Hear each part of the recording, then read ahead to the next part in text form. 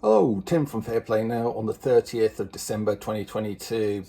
So just a couple of thoughts about the insult that people like to hurl at people like me and you know, people who are capable of critical thought and questioning the narrative. Well, you know how people love to call us conspiracy theorists.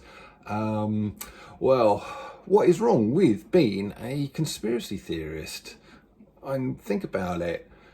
You suspect, or you have good reason to think there's some kind of conspiracy going on. So you start formulating some theories about why that might be, who the perpetrators are, what their objectives are, and generally what they're all about, and how you might be able to expose them or stop them. What is wrong with that? After all, it's kind of, when you think about it, it's kind of what the police do when they're investigating crimes and criminality. So does that mean that police detectives are conspiracy theorists? Just an interesting thought there. And also think about this as well. If the powers that shouldn't be regarded people like me and you as just crazy people, they wouldn't call us conspiracy theorists, would they? They'd just call us cranks and mad people. They only call people conspiracy theorists when they are actually afraid of us, when they think we're onto something. I'm convinced of it, and that kind of is reinforced. That suspicion is reinforced when you consider where the term conspiracy theorist came from. I'm pretty sure this is right. You can pull me up on it if it's not, but I believe the term conspiracy theorist was first coined by someone like the CIA when they were trying to discredit people who were asking awkward questions about the Kennedy assassination back in the 60s.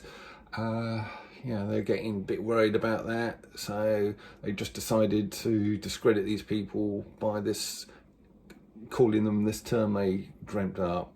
So some interesting comments there about conspiracy theorists. And next time you're planning on calling someone a conspiracy theorist, I'd ask you what really is wrong with being a conspiracy theorist. And are you going to call anyone who just stops and thinks about things rather than taking things at face value a conspiracy theorist? No, I didn't think so. So just think on a little bit before coming out with silly kind of names like that. Yesterday I promised I'd put a link on to here in the description box and the comment section below for the Rachel Elnor interview that was done by a guy off of the Iconic channel, and it is surprisingly on this platform, so I can leave the links below here. And I did watch it as promised. It goes on for about an hour, and it's a very, very interesting interview. Highly recommend you watching it. I think Rachel Elnor is a very genuine person with a lot of interesting things to say. But one of the most interesting things she said in the interview, she was talking about, you remember the JCVI's decision? That's a health body here in the UK that makes a lot of the decisions regarding, all kinds of things. I won't elaborate any more than that, but they initially voted against the administration of the big V to children. I'm not sure if it was the under 15s or the under 12s. I can't remember what the age group was. The under 12s, I think it might have been. But they recommended against it, and they were overruled by Chris Whitty, And Rachel Elnor was saying in this video how that alerted her to how much was wrong, how much corruption there was, because that was just so obvious that that guy was bought and paid for and working to some kind of agenda, wasn't it?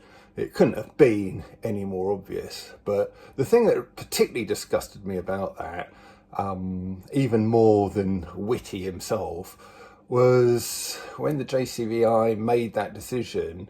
One of the major rags here in the UK, I don't know if it was the Daily Mail, the Daily Fail, Telegraph, Guardian, whoever it was, but one of them said their headline was JCVI fails to recommend the big V for children. Fails. Like, that is such an emotive, negative word, isn't it? It's like failing your exams, isn't it? Failing your driving test. They couldn't use a neutral word, could they? Have a neutral headline like JCVI votes against the big V for children, something like that. No, they had to use emotion. And I think that's what you've got to be aware of. If you see these emotive words in headlines from the mainstream media, you've just got to be so wary of that, I think. And if you see anything like that, a headline like that, just, well, as far as I'm concerned, it just destroys their credibility, and you have to take what they talk about with a big grain of salt. But I just thought that was disgusting. Yeah, JCVI fails to make the recommendation. So telling. That whole episode was so very telling. But anyway, I'm going to leave it there for today. Let you go and watch that Rachel Elnor interview. The links will be in the description box in the comment section below. And I'll talk to you soon. Tim from Fair Play Now. Thanks for watching.